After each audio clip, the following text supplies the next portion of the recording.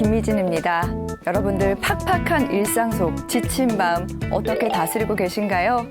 이렇게 지친 마음을 평안하게 하는 명상. 이 명상의 과학적 원리에 대해서 설명해 주실 분을 오늘 모셨습니다. 아주대학교 김한석 교수님인데요. 무대 위로 모시도록 하겠습니다. 반갑습니다.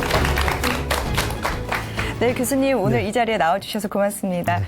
본인 소개를 좀 부탁드릴까요? 네, 저는 아주대학교 심리학과에 있고요. 학교 안에 건강한 삶을 위한 명상연구센터라는 명상을 과학적으로 연구하는 그런 센터를 세워서 센터장을 맡고 있습니다. 그리고 이제 명상을 좀 과학적으로 연구하시는 분들 함께 모여서 하는 학회가 있는데 사단법인 한국명상학회라고 그럽니다. 거기서 이사장을 맡아서 일을 하고 있습니다. 만나 뵙게 돼서 반갑습니다. 예. 네, 교수님 반갑습니다. 오늘 팍팍한 삶을 사는 현대인들의 마음을 평안하게 하는 명상에 대해서 알려주신다고 했는데 구체적으로 어떤 내용을 알려주실 계획인가요? 네. 명상이 우리 몸이나 마음에 굉장히 좋은 효과를 가지고 있다 하는 건 아마 대개 다 아실 거예요.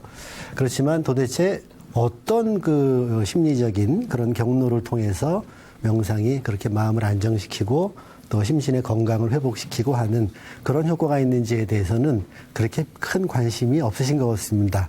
오늘 강의가 조금 딱딱해질 수도 있겠지만 명상을 어떤 종교적인 신비한 것이 아니라 우리 현대 과학의 그런 그 관점에서 특히 심리학적인 관점에서 명상의 효과 과정을 사회에 걸쳐서 설명을 드리고자 합니다. 네, 명상이 좋다라는 얘기는 참 많이 들었는데 구체적으로 어떻게 좋은지 오늘 강의를 통해서 알아보도록 하겠습니다. 여러분 큰 박수 부탁드립니다.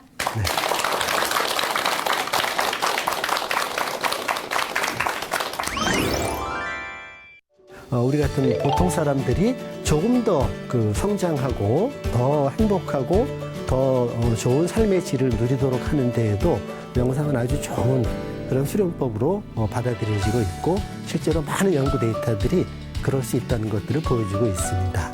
명상은 불교의 용어일까요? 명상은 특별한 사람들이 하는 걸까요? 명상은 특별한 자세로 하는 걸까요? 네, 기도 또는 경전 읽기 이런 것들이 모두 다 명상이라고 볼 수 있는 그런 행위라고 볼 수 있는 거죠.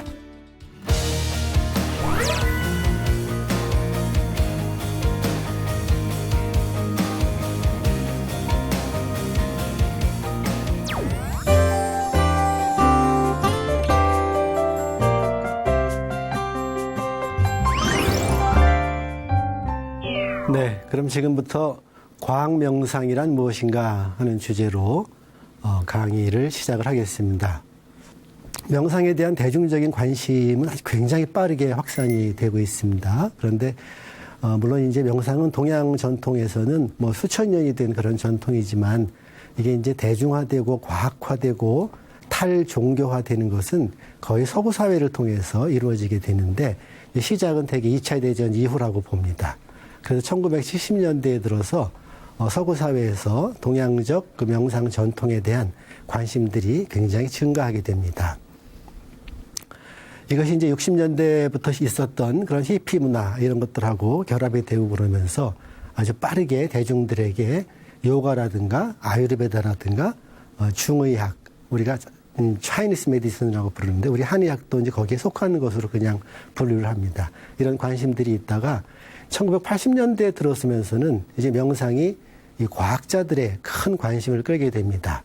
그래서 허버트 벤슨이라든가 존 카바친 같은 그리고 최근에는 리차드 데이비슨 같은 이런 아주 세계적인 학자들로 성장한 분들이 70년대 말부터 시작해가지고 80년대에 들어서면서는 본격적으로 과학적 연구를 끌고 가는 이제 선봉에 서게 됩니다.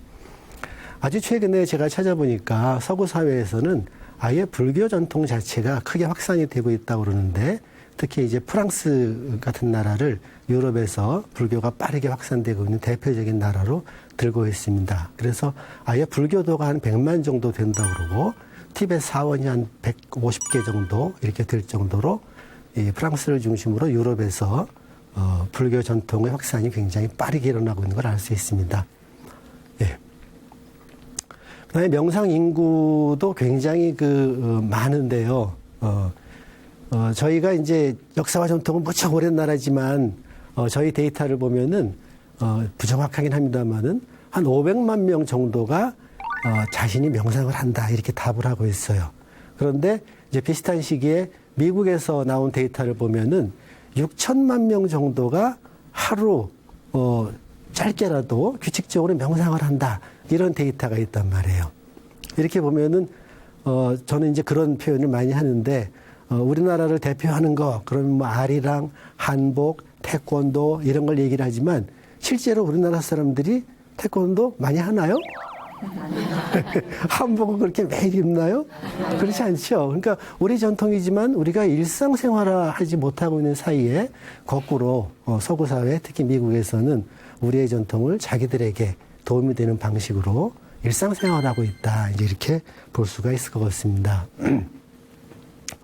자, 그다음에 명상은 이제 신체 질병의 치료와 예방 쪽에 처음부터 적용되기 시작했어요. 한 1980년대부터라고 볼 수가 있을 텐데, 이렇게 이 명상을 도입하게 된 계기는 그동안 있었던 현대의학을 보통 이제 관습의학이다 이렇게 부르는데, 이 관습의학이 가지고 있는 한계가 있습니다.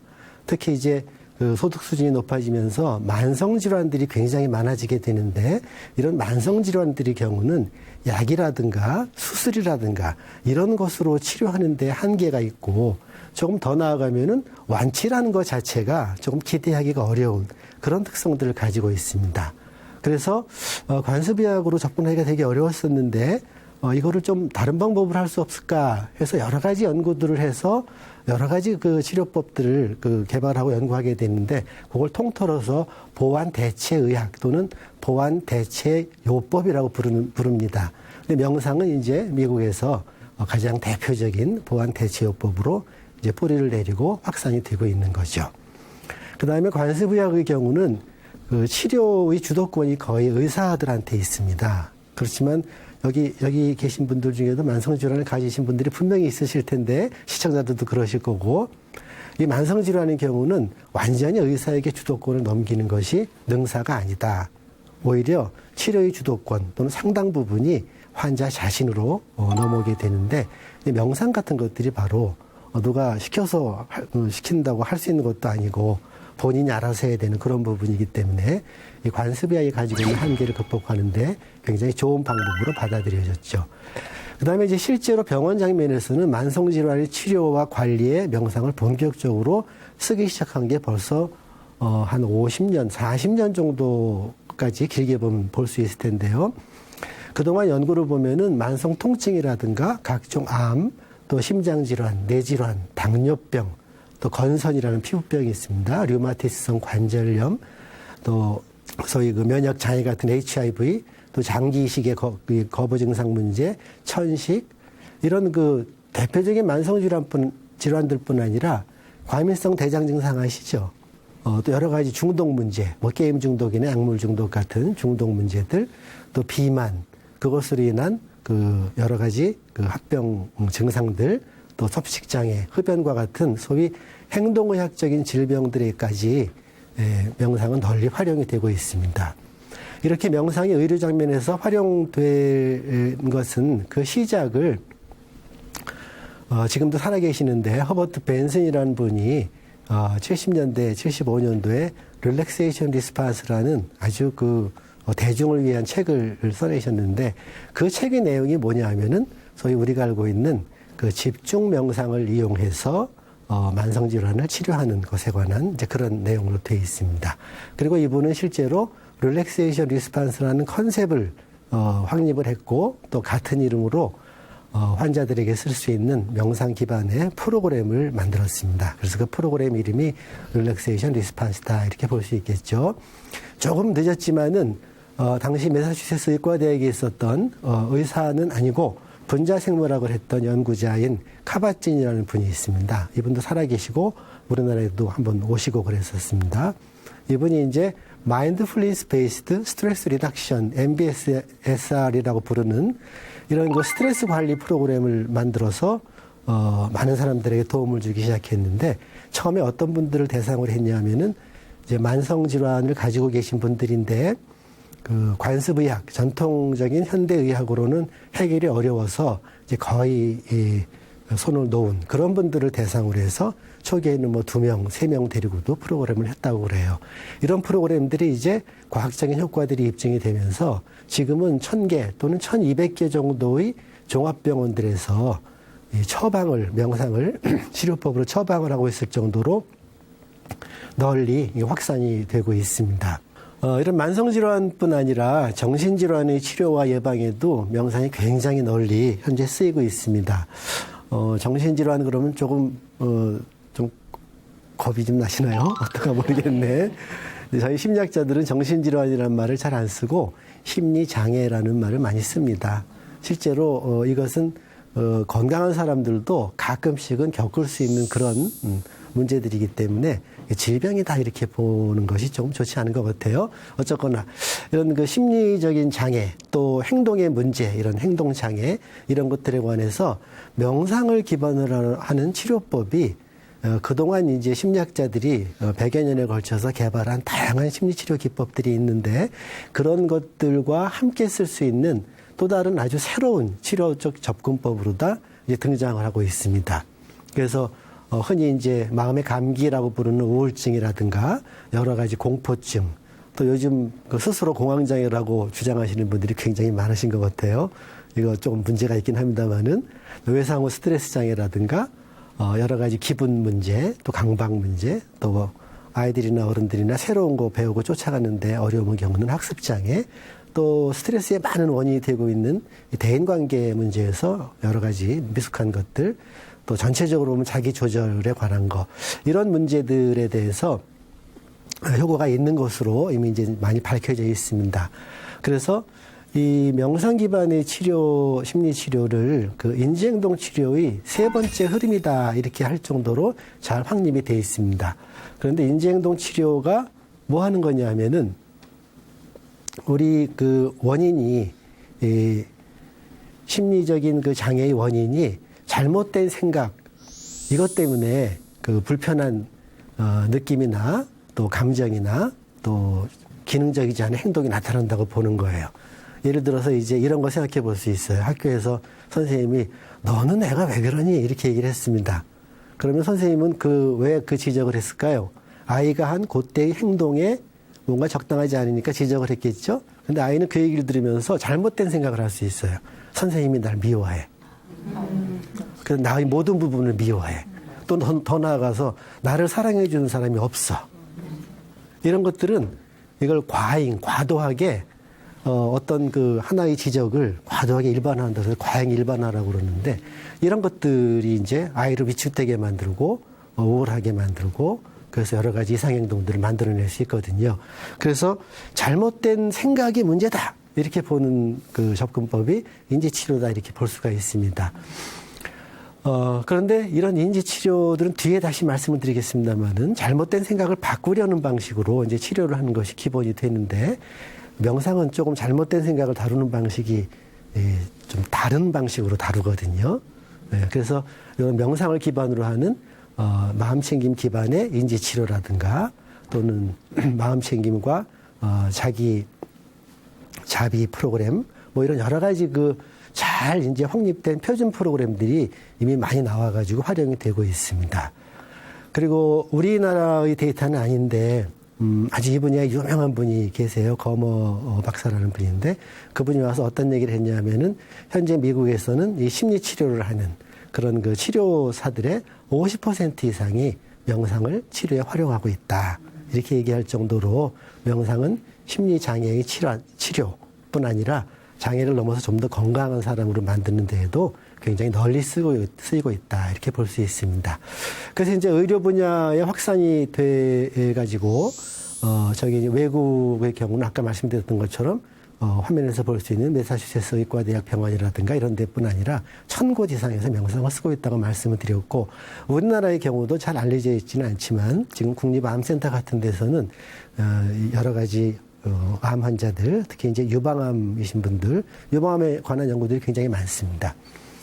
이분들에게 이제 명상적인 접근을 시도를 하고 있고, 또 그 한방과 양방을 협진을 하는 강동 경희대 병원에 있습니다. 거기도 명상을 그 내담자들, 환자들에게 쓰고 있을 정도입니다. 그다음에 교육 분야에서도 굉장히 명상이 널리 도입되고 있는데 안타깝게도 이것이 우리의 실정이 아니라 미국의 실정이다 하는 얘기입니다. 그래서 이미 이제 초중 고등학교뿐 아니라 대학에서도 명상 수업이 그 커리큘럼으로 들어와 있을 정도로 빠르게 이제 확산이 되고 있고, 우리나라에서는 이제 영남대 또 제가 근무하고 있는 아주대 이런 데들이 대학 수준에서는 명상 과목을 도입하고 있는 대학이라고 볼 수 있습니다. 저는 이제 2012년도에 저희 학교에 교양 과목으로 3학점짜리 마음챙김과 자기조절이라는 과목을 만들어가지고 지금 7년째 강의를 하고 있습니다. 학생들이 너무 많이 신청을 해가지고 다 그 수용하지 못할 정도입니다. 근데 많이 그러니까 막 수천 명이 될 것 같으죠? 그건 아니고, 한 300~400명인데 한 100명밖에 못 받거든요. 근데 그것도 어려운 것이 이제 학생들에게 실습을 또 시키기 때문에 그렇습니다. 자, 다음. 기업들이 또 빠르게 그 명상을 도입하고 있습니다. 이 명상으로 유명한 기업이, 대표적인 기업이 구글이라고 볼 수 있습니다. 구글, 마이크로소프트, 뭐 트위터, 페이스북, 나이키 이런 데들이 이제 비롯해가지고 많이 그 명상을 도입하고 있는데, 구글이 왜 중요하냐면 구글 자체에서 내부적으로 교육 프로그램으로 명상 기반의 그 Search Inside Yourself, 너의 내면을 뭐 검색하라 이렇게 번역할 수 있을 텐데, 이런 프로그램을 크게 그 성공시키면서 다른 분야들로 확산이 됐습니다. 우리나라의 경우도 최근에 이제 서양의 그 세계적인 기업들을 따라서 이제 관심을 갖게 됐다고 볼 수 있을 텐데, 우리나라 최고 기업도 세계적인 기업이라고 부르는 삼성이 재작년이라고 봐야 되겠네요. 저기 영덕에다가 연수원을 아주 큼지막한 걸 만들었습니다. 거기서 하는 프로그램은 거의 100% 명상 프로그램입니다. 네. 그리고 이제 삼성보다 훨씬 더 오래전부터 사실 명상 같은 그런 수련을 도입했던 기업이 SK 같은 데를 들 수 있고, LG그룹의 계열사들도 명상을 널리 받아들이고 있는 그런 데라고 볼 수 있습니다. 기업이 이렇게 명상을 받아들인다는 것은 다른 분야보다도 훨씬 확실한 효과를 기대할 수 있기 때문이라고 판단하기 때문이죠. 네. 이렇게 생각하면 이제 명상은 보통 이제 치료 분야에 쓰였던 것 같아요. 시작할 때는 만성질환 치료와 심리장애 치료인데, 실제로 단순히 이제 어려운 분들을 그 건강한 상태로, 정상 상태로 회복되는 것을 넘어서, 보통 이제 여기 계신 분들 뭐 조금씩 다 문제는 있겠습니다만은, 우리 같은 보통 사람들이 조금 더 그 성장하고, 더 행복하고, 더 좋은 삶의 질을 누리도록 하는 데에도 명상은 아주 좋은 그런 수련법으로 받아들여지고 있고, 실제로 많은 연구 데이터들이 그럴 수 있다는 것들을 보여주고 있습니다. 그래서 지혜를 개발하는 거, 또 현실을 정확하게 인식하는 능력, 또 몰입해서 일하는 거, 또 다른 사람들과 좋은 관계를 겪는 거, 또 치매와 관련해서 기억력이나 이런 것들이 퇴화되지 않도록 하는 거, 또 자기 스스로를 부정적으로 보지 않고 긍정적으로 받아들이는 이런 여러 가지 측면들에서 심리적 성장에서 도움이 된다, 이렇게 알려져 있고, 또 마찬가지로 이제 기본적으로 조금 좋은 기분 상태를 많이 만들어 줄 수가 있고, 또 왜 사는가에 관해서 사는 의미감 같은 거, 또 우리가 개인을 넘어서서 어떤 자기를 넘어서는 어떤 영적인 초월 같은 거, 이런 것들, 또 삶 자체를 긍정적으로 보는 거, 이런 우리의 행복과 웰빙이라고 소위 부르는 이런 것들에 아주 영향을 크게 미치는 그런 심리적인 변수들에도 명상이 아주 좋은 효과가 있는 것으로 알려져 있습니다. 그 다음에 제가 조금 강조하고 싶은 것 중에 하나인데, 명상이 이제 유럽과 미국에서는 하나의 사회운동으로 발전하고 있다는 겁니다. 그래서 팀 라이언이라는 미국의 오하이오주의 국회의원인데, 이 사람은 아예 마인드풀 네이션이라는 책을 썼어요. 그대로 번역하면 뭐가 될까요? 마인드풀 네이션. 이 마인드풀이라는 거 이제 저희는 마음챙김이라고 번역을 하는데, 이게 기본적으로 명상 개념입니다. 마음챙김 국가, 이런 거지. 국민 전체가 명상적으로 깨어있도록 하는 그런 뉘앙스를 담고 있습니다. 그래서 영국의 경우는 또 마인드풀니스 이니셔티브라는 조직이 있습니다. 이 조직은 이제 이 마음챙김이라는 걸 중심으로 해가지고 이것과 관련된 다양한 연구 정보들, 또 어디서 이런 것들을 훈련할 수 있나에 관한 또 이런 모임들을 조직해서 연구하고 흥미를 끌게 하는 이런 작업들을 하고 있는 곳인데 영국의 의회 안에 초당적인 그런 그 명상 연구 모임이 있어요. 그래서 그 마음챙김 그룹이다 이렇게 얘기를 하는데 그 의원들 그러니까 보수파와 보수당과 노동당 다 합쳐가지고 그래가지고 거기에 언론인들 또 학자들 해가지고 마음챙김 연구하는 모임이 있어서 여기서 세미나를 규칙적으로 하고 그러는데 2015년도에 마음챙김 세미나 보고서 같은 게 나와요. 근데 이게 무슨 얘기를 하고 있냐면은 개인의 건강뿐 아니라 직장이라든가 또는 그 범죄 문제라든가 이런 것들을 위해서 마음챙김 기반의 기법들을 사회적으로 확산시키기 위해서 어떻게 교사들을 훈련시켜야 될 것이며 또 법이나 제도를 어떻게 정비해야 될 것인가에 관한 종합적인 보고서를 내놓을 정도입니다. 깜짝 놀랄 일이죠. 물론 이제 우리나라의 경우는 영국이나 미국 같은 나라하고 달리 다종교 국가이기 때문에 많은 사람들이 가지고 있는 명상의 어떤 불교적인 이미지 이런 것들 때문에 쉬워 보이지는 않습니다만은 우리가 이해해야 될 것은 뭐냐 하면은 아주 오랜 그 힌두교에서부터 시작하는 그 불교의 전통이 명상을 굉장히 탄탄한 수련법으로 만드는 것은 사실이지만 거의 대부분 종교들이 명상이라고 부를 것들을 다 하고 있고 특히나 이것이 과학의 그 영역으로 넘어오면은 이 종교와 무관하게 과학적인 증거 기반으로 다 연구하고 또 수련법을 개발하고 그것을 보급하는 이런 쪽으로 넘어올 수 있다는 이제 가능성을 가지고 있는 거죠. 그런 점에서 저는 명상이 단순한 개개인들의 어떤 치유나 행복 이런 걸 넘어서 다른 사람들, 다른 커뮤니티에 있는 사람들, 이런 그 우리나라 전체에 좀 확산이 될 수 있었으면 하는 그런 그 소망을 가지고 있는 사람이기도 합니다.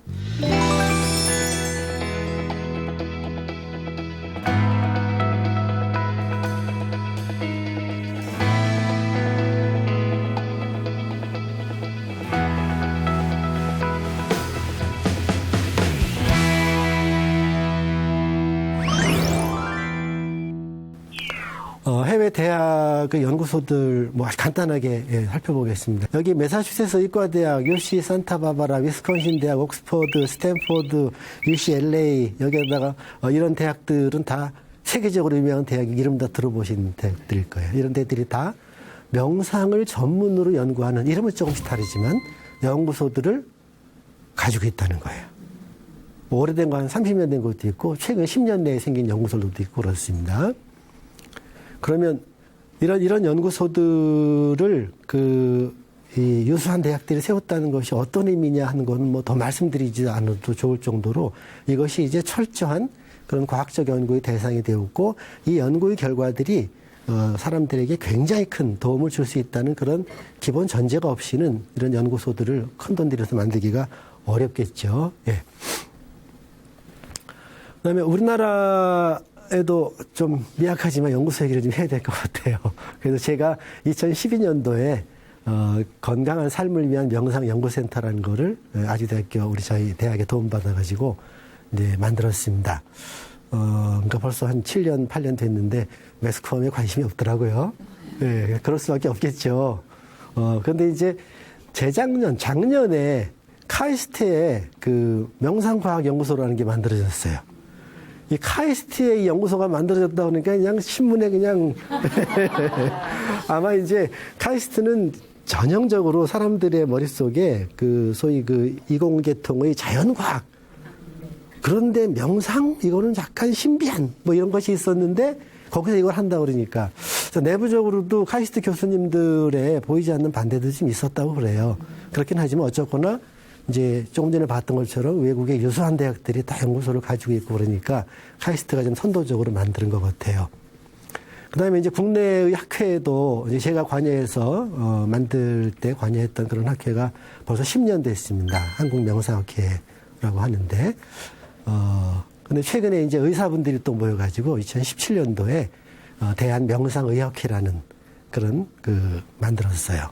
근데 생각만큼 그렇게 빠르게 확산되지는 않지만은 그래도 우리나라에도 명상이 이런 과학계와 의료계 이런 쪽에 확산될 수 있는 또 기업 쪽에 확산될 수 있는 그런 분위기는 충분히 감지해 볼 수가 있습니다. 예.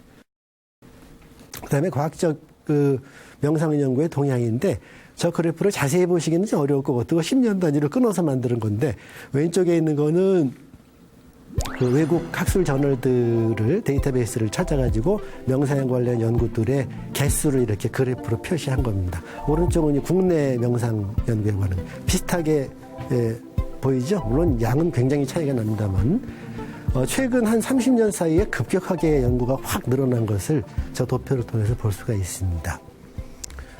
외국 연구들은 연간 한 3,000편 정도 지금 나오고 있어요. 명상에 관한 연구가. 우리나라도 거의 뭐 100에서 200편 정도 매년 나오고 있고. 왜 이런 그 도표를 보여드리냐면은 많은 분들이 명상을 과학이라고 생각을 안 하고 계시기 때문에 또 이런 강의도 하고 이런 도표를 실증적으로 보여드리는 거죠. 네. 그 다음에 연구 분야를 살펴본 게 있어요. 카이스트 명상과학연구소에서 이제 그 명상 리포트라는 걸 최근에 냈는데 거기서 이제 조사한 것들입니다. 보면 외국 연구들은 33% 정도, 3분의 1 정도가 심리학 연구입니다. 그 다음에 그 정신건강의학인데 저게 이제 우리가 보통 정신의학과라고 부르던 데예요. 거기서 나오는 게 한 15% 정도.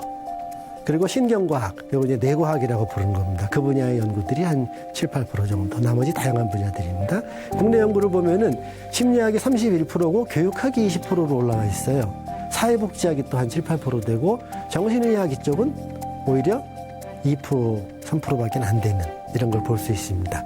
이게 뭘 보여주냐면은 외국의 경우는 이 연구 자체가 머저리티, 메인 주로 하는 연구를 하는 사람들은 심리학자들이 제일 많지만 이 의료 분야라든가 또 뇌과학 분야 이런 분야의 연구들이 굉장히 많다는 걸 보여줍니다. 거기에 비하면 상대적으로 우리나라는 심리학은 뭐 비중이 좀 비슷하긴 합니다만은 교육이나 사회복지 같은 이런 분야에 계신 분들의 연구들이 많다는 걸 볼 수가 있어요.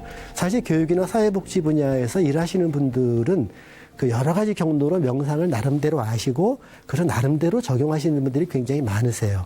그리고 그런 걸 또 나름대로 논문을 쓰시는 분들도 많고 그런데 아마 그런 것이 반영이 된 현상이 아닐까 하는 생각이 듭니다. 자, 그 다음에 명상에 대해서 좀 우리가 이해를 좀 새롭게 할 필요가 있습니다. 그래서 제가 몇 가지 질문을 만들어 봤는데 명상은 불교의 용어일까요? 네, 이렇게 질문해 볼 수 있어요. 많은 분들이 명상은 불교 용어라고 생각하세요. 명상은 특별한 사람들이 하는 걸까요? 많은 분들이 그렇게 생각하세요. 네. 명상은 특별한 자세로 하는 걸까요? 네, 결과부자를 하고 가만히 앉아서 산속에 들어가서 굴파고 뭐 이런 이미지들이 굉장히 많아요. 네. 그리고 명상은 좀 신비하다. 그래서 뭐 무슨 뭐 도를 닦으십니까? 뭐 이제 이런 식의 이야기들. 네. 그런 식으로 좀 비과학적인 거 아니냐. 이렇게 보는 것이 여기 계신 분들은 안 그러신 것 같지만은 통념이에요. 일반적으로 그렇습니다. 그래서 실제로 그런가 하는 것들을 좀 살펴볼 필요가 있는데 그 전에 간단하게 가장 기본적인 명상을 한번 해보시고 이걸 가지고 이제 명상이 어떤 거냐 하는 것들을 좀 바르게 이해하는 데 도움을 받을 수 있을 것 같습니다. 잠깐 한번 해볼까요? 네. 편안하게 눈 아직 안 감으셔도 돼요. 명상 그러면 다 눈 감아야 된다 이렇게 생각하시는 분이 있어요. 지금 우리가 여기 앉아있는 이 공간을 한번 이렇게 살펴보세요. 네. 우리가 지금 여기 이 공간 속에 이 몸이 이렇게 들어가 있습니다. 그래서 어떤 것들이 있나. 그래서 전체적으로 공간 속의 자신을 한번 느껴보세요. 자, 그리고 이제 부드럽게 눈을 감아보세요. 네, 눈 감으면 바로 졸지 마시고, 네, 눈을 감으시고, 소리나 주변에서 들리는 소리, 움직임, 우리가 지금 앉아있는 이 공간의 느낌들을 한번 부드럽고 편안하게, 너무 열심히 안 하셔도 됩니다. 편안하게 느껴보세요. 좋습니다. 자, 이제 내 몸을 한번 느껴보세요. 네, 몸의 주의를 기울여 보십니다. 몸 전체를 한번 느껴보세요. 좋습니다. 이제 왼손은 아랫배에, 오른손은 가슴에 가만히 대보세요. 대보시고 숨을 관찰해 보세요. 숨을 일부러 심호흡 안 하셔도 됩니다. 관찰해 보세요. 숨이 들어올 때 가슴이나 배가 부풀어지는 느낌이 있을 겁니다. 또 나갈 때도 꺼지는 느낌이 있어요. 네, 그 느낌을 관찰해서 내가 평소 자연스럽게 숨을 쉴 때 배에서 느낌이 크게 나타나는지 아니면 가슴에서 크게 나타나는지 한번 살펴보세요. 좋아요. 자, 이제 배나 가슴 중에 한 곳을 정하시면 됩니다. 더 늦게, 더 크게 느껴지는 곳을 정해서 손을 가지런히 내려놓으셔도 좋고 가만히 초점을 거기 모아보세요. 마음의 눈으로 배면 배, 가슴이면 가슴을 살펴보세요. 주의를 배나 가슴에 돌리면 우리 마음속에 금방 몸의 느낌이 있습니다. 팽창하고 배가 부풀어지고 또는 가슴이 부풀어지는 느낌, 나가면서 꺼지는 느낌이 있습니다. 네, 그 느낌하고 함께 1분 정도만 가만히 그 느낌을 느껴보겠습니다. 숨이 들어올 때 부풀어지고 나갈 때 꺼집니다. 그냥 그 느낌. 오, 쉽지 않습니다. 금방 잡생각이 나요. 네, 알아차리시면 돼요. 아, 내가 딴 생각하고 있구나 하고 알아차리시고 부드럽게, 그렇지만 단호하게 배면 배, 가슴이면 가슴, 원래 정했던 곳으로 의식의 초점을 돌려놓으시면 됩니다. 이렇게 의식의 초점을 돌리면 금방 또 느낄 수 있어요. 부풀어지고 꺼지는 느낌.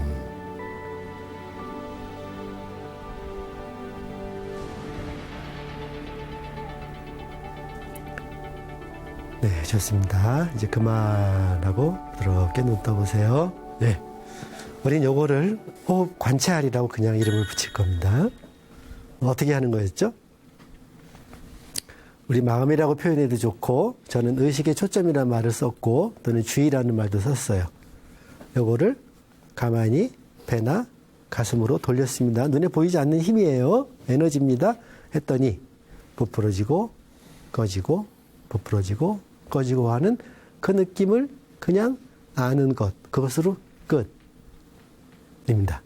자, 우리가 특별한 자세를 했습니까? 특별히 명상을 하기 위해서 어딜 갔습니까? 그렇지 않죠? 그죠? 네. 자, 그래서 명상이라는 말부터 한번 살펴볼게요. 명상이라는 말은 사실 많은 분들이 불교 용어로 생각하지만 그렇지 않습니다. 영어 번역한 말이에요. 네. 그래서 메디테이션이라는 영어를 일본 사람들이 명상이라고 번역을 하고 그게 우리나라로 들어오면서 명상이라는 말이 된 겁니다. 한자도 약간 그 변화가 있었어요. 대부분의 세계적인 종교들이나 문화 전통에서는 명상이라고 부를 수 있는 그런 것들을 아주 널리 쓰고 있어요. 예를 들면 이제 제가 이런 예를 드는데, 교회에서 기도를 하려고 가만히 앉아가지고 이렇게 기도를 하고 있습니다. 근데, 마음으로 뭘 하고 있냐면은, 예배 끝나고 점심 때 뭐가 나올까, 이제 이런 생각을 하고 있으면은 명상을 하고 있는 걸까요? 아니요. 네. 그 명상을 하기 위해서는 나름 서로 종교마다 다르지만은 이렇게 일단 마음을 이렇게 모아서 주의를 기울이면서 그분하고 어떤 교류하는 느낌을 받으면서 뭐 이런 게 기도하는 거지. 그냥 자세만 이렇게 잡고 딴 생각하고 있으면 기도라고 부를 없겠죠. 그죠?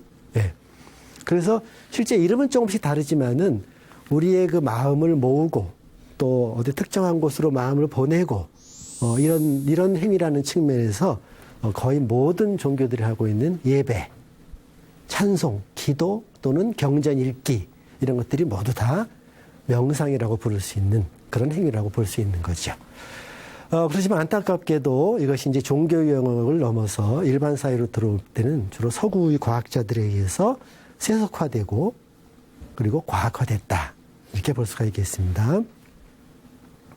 그래서 그 구체적인 수련 방법과 형태는 아주 다양하고 또 수련의 목적도 어느 종교냐에 따라서 조금씩 다를 수는 있지만은 기본적으로 그 이름이 명상이라는 이름에 너무 연연하지만 않는다면은 명상이라는 것이 무엇을 하고 있는가, 어떻게 하는 것인가 이거를 이해한다면은 종교와 관계없이 문화와 관계없이 또는 종교가 없는 사람들조차도 얼마든지 할 수 있는 그런 수련이다. 이렇게 볼 수 있고, 그럴 수 있다는 것을 명확하게 보여준 것이 이제 명상의 과학이라고 부를 수 있게 되는 거죠. 네, 다음. 그래서 명상 그러면 이렇게 되게 이런 그림들을 이렇게 찾아서 보여주시더라고요. 네. 이게 이제 보통 이 정좌 명상이라고 부르는데 말 그대로 바르게 앉아서 하는 명상이다 이런 뜻인데, 저렇게 정좌를 하고 있으면 뭐 합니까? 마음을 딴 데 보내고 계속 흔들리고 그러면은 그 명상 안 하는 거거든요. 그래서 명상이냐 아니냐 하는 것을 결정하는 데에는 어떤 자세냐 하는 게 별로 중요하지가 않아요. 네. 그래서 요거 이 사람들 뭐 하고 있는 거 같습니까? 다 자고 있는 거 같으죠? 네, 뭐 자는 사람도 있어요. 하다 보면은. 네. 그렇지만 이렇게 완전히 누워서 하는 명상도 있단 말이에요. 네. 그래서 요 명상을 이제 그냥 자세를 이름을 붙이면은 누워서 하는 명상이다, 와식 명상이다 이렇게 얘기하겠지만은 뭘 하는 거냐 하는 측면으로 이름을 붙이면은 요거는 자기 몸을 샅샅이 훑고 있는 거예요. 뭘로 다 훑어요? 마음의 눈으로 훑고 있는 거죠. 그래서 바디 스캔이라고 부릅니다. 다음 요건 또 어떤가요? 사람들은 뭐 이상한 자세를 하고 있잖아요, 그죠? 요건 이제 사진이니까 이렇게 정지 화면이지만 계속 움직이고 있단 말이에요. 요건 이제 하타 요가라고 부르는데, 그냥 단순한 체력 훈련이 아니라 이게 명상적인 움직이는 명상의 대표적인 것이라고 볼 수가 있어요. 네. 그래서 결국 이제 명상에 대해서 갖고 있는 오해들이 많이 있지만 한마디로 정리를 하면은 명상은 누구나 종교와 관계없이, 심지어 종교가 없는 사람들도 언제나 어디서나 여러 가지 목적과 여러 가지 방법으로 다 할 수 있는 자기 수련이다. 이렇게 정리를 해볼 수가 있습니다. 사실 그렇기 때문에 서구에서 다 아시다시피 서구 국가들이 되게 이제 기독교 국가들이잖아요. 조금씩 다르긴 하지만, 그런데도 불교적인 거다 하는 그런 오해 없이 이렇게 받아들여서 활용할 수가 있는 거죠. 그 다음에 이제 아직도 이런 질문 하시는 분들이 있어요. 명상 그게 뭐 효과가 있어? 증거가 있어? 이런 식으로 다 명상을 신비한 것으로 보시는 분들이 있어요. 근데 2012년도에 이제 저널을 보면은 미국의 학자가 명상에 관련된 연구들을 쭉 총정리해가지고 이제 리뷰한다 그러는데 해서 결론을 딱 내린 거예요. 명상이 몸과 마음에 유익한 영향을 미친다는 증거가 있냐? 이런 식의 질문은 더 이상 의미가 없다. 그건 당연하고, 이제 문제는 뭐냐? 과학적인 명상은 어떤 종류의 명상을 어떤 종류의 사람들을 대상으로 해서 어떤 방식으로 가르쳐 주는 것이 특별히 어떤 측면의 효과가 있느냐 하는 식으로 아주 세분화된 그런 방식으로 연구들이 이미 이루어지고 있고, 그렇기 때문에 아까 말씀드린 것처럼 한 해 3,000편이 넘는 연구들이 나오고 있다. 이렇게 볼 수가 있는 거죠.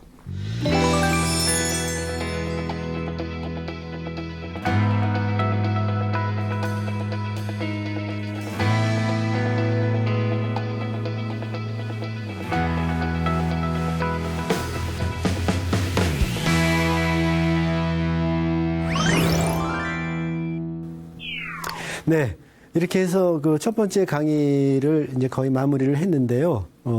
우리가, 이 명상이라는 것이 얼마나 대중적으로 널리, 특히 서구 사회를 중심으로 확산이 됐고, 또 확산이 되고 있는지, 그리고 대중적인 그런 분야뿐 아니라, 실제로 몸의 질병, 또 마음의 어려운, 심리 장애들, 이런 분야들에도 이미 명상이 하나의 중요한 치료법으로, 들어와 있다 하는 것도 이제 설명을 드렸고, 그리고 이제 명상이라는 것이 이제 특별한 사람이 특별한 방식으로 하는 또 특정 종교의 것이 아니다 하는 것도 말씀을 드렸습니다.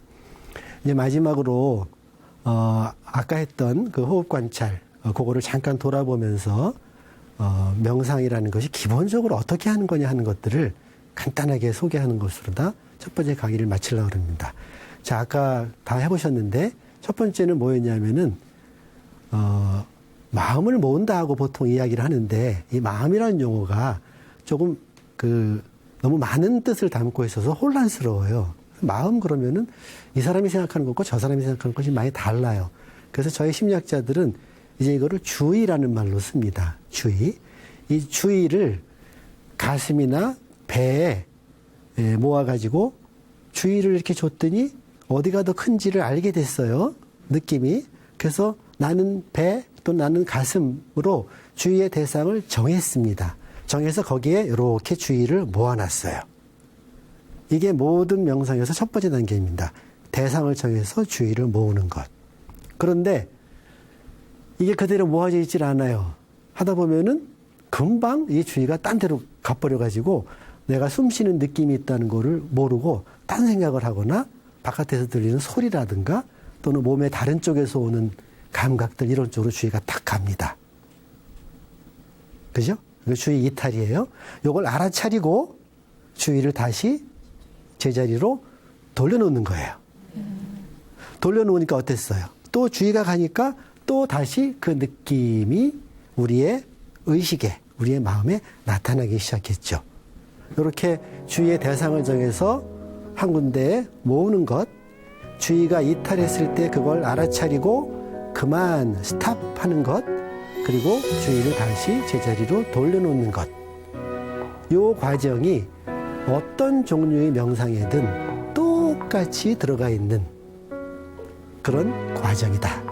이렇게 이해를 하시면 이제 이어서 하게 될 그 두 번째, 세 번째, 네 번째 강의를 이해하시는데도 큰 도움이 될 거라고 생각이 듭니다.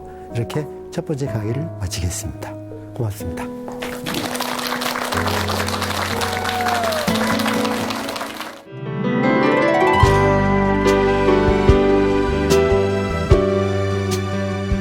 이번 주는 명상에 대한 과학적인 이해 첫 번째 강의입니다.